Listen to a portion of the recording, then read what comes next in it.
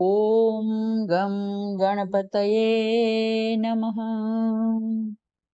ઓમ એમ સરસ્વત્યે નમઃ. આગળ પ્રથમ બે શ્લોકમાં ભગવાને સંસાર વૃક્ષનું વર્ણન કર્યું અને હવે આ સંસાર વૃક્ષના રૂપકને આગળ વધારતા ભગવાન આગળના શ્લોકમાં કહે છે, ન રૂપમસ્યેહ તથોપલભ્યતે નાન્તો ન ચાદીર્ન ચ સંપ્રતિષ્ઠા અશ્વત્થમેનં સુવિરૂઢમૂલં અસંગ શસ્ત્રેણ દ્રઢેન છિત્વા. આ વૃક્ષનું સાચું રૂપ અહીં ઉપલબ્ધ થતું નથી, કારણ કે તેના આદિ અને અંત દેખાતા નથી. તેનો પાયો પણ દેખાતો નથી. એવું આ અશ્વત્થ નામનું વૃક્ષ, જેના મૂળ બહુ જ દ્રઢ અને મજબૂત છે. જો તેને કાપી નાખવું હોય તો અસંગતા યાની અનાસક્તિ એક જ શસ્ત્રથી કાપી શકાય છે. આ સંસારનો આદિ કે અંત હજુ સુધી કોઈ પામી શક્યું નથી.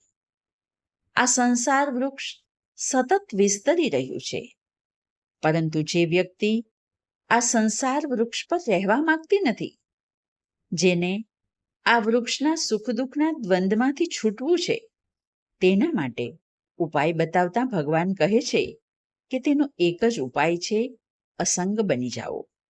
અસંગ એટલે અનાસક્તિ. જેના સંગથી મોહ ઉપજે તે બધી જ વસ્તુઓ પ્રત્યે અસંગ. અનાશક્તિના શસ્ત્રનો પ્રયોગ કરવાથી આ સંસાર વૃક્ષનું છેદન કરવાનું છે. વળી આગળ કહે છે, તતઃ પદમ તત્પરિમાર્ગિતવ્યમ યસ્મિન ગતા ન નિવર્તન્તિ ભૂય તમેવ ચાદ્યમ પુરુષમ પ્રપદ્યે યતઃ પ્રવૃત્તિ પ્રસૂતા પુરાણી. તે પછી એવા પદની શોધ કરવી જોઈએ જ્યાં ગયા પછી ફરી પાછા મૃત્યુલોકમાં આવવું ન પડે.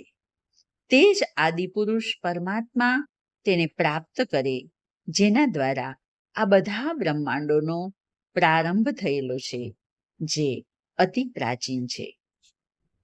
અહીં ભગવાન જાણે કે સ્પષ્ટ કરે છે કે સંસાર સાથે સંબંધ વિચ્છેદ થાય પછી જ પરમાત્મા સાથેના નિત્ય સંબંધની સ્મૃતિ થાય છે, અને અનન્ય ભક્તિ દ્વારા પરમાત્માનો પૂર્ણ આશ્રય કરીને એ અવિનાશી બ્રહ્મના પદને પ્રાપ્ત કરે તો સંસારનું આવાગમન સમાપ્ત થઈ જાય છે.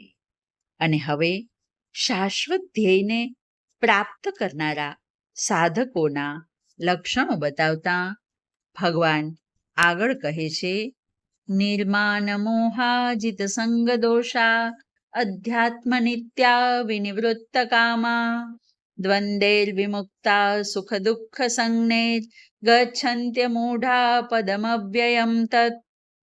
માન અને મોહથી રહિત છે, જેણે સંગદોષને જીતી લીધો છે, જે અધ્યાત્મમાં નિત્ય સ્થિર રહે છે, જેની કામનાઓ નિવૃત્ત થઈ ગઈ છે, જે દ્વંદ્વોથી મુક્ત થયેલા છે, જે સુખ દુઃખાદિથી પર થયા છે, તેવા મોહ વગરના જ્ઞાની પુરુષો અવ્યય પદને પ્રાપ્ત કરે છે. અહીં ભગવાન સાધકની યોગ્યતા બતાવતા કહે છે કે આ પરમપદ એ જ પામી શકે છે જે નિર્માન મોહા, માન અને મોહથી નિવૃત્ત થયા છે. ઘણી વખત એવું જોવા મળે છે કે જેણે ઘર બહાર પરિવાર ત્યજ્યા છે, પરંતુ માન અને મોહને તજી શકતા નથી. તેથી ભગવાન અહીં પ્રથમ લક્ષણ જ નિર્માન મોહા દર્શાવે છે. એ પછીનું લક્ષણ છે સંગદોષથી પ્રભાવિત થતા નથી. આજે ચારે બાજુ ભોગ અને દુરાચારનું વાતાવરણ છે, ત્યારે કુસંગથી બચવું બહુ જ મુશ્કેલ છે. જો સાધક તેનાથી બચી જાય તો બ્રહ્મપદને પ્રાપ્ત કરી શકે છે.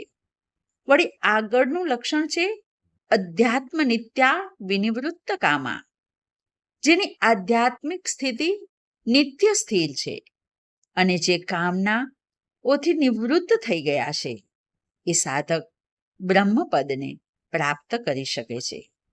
વળી જે દ્વંદ્વોથી મુક્ત છે અને જે મોહ અને મૂઢતાથી મુક્ત છે એવા જ્ઞાની પુરુષો અવ્યય પદને પ્રાપ્ત કરી શકે છે. આવો આપણે પણ આ ગુણોને આપણી અંદર વિકસાવીએ. આજે બસ આટલું જ. હરિ ઓમ.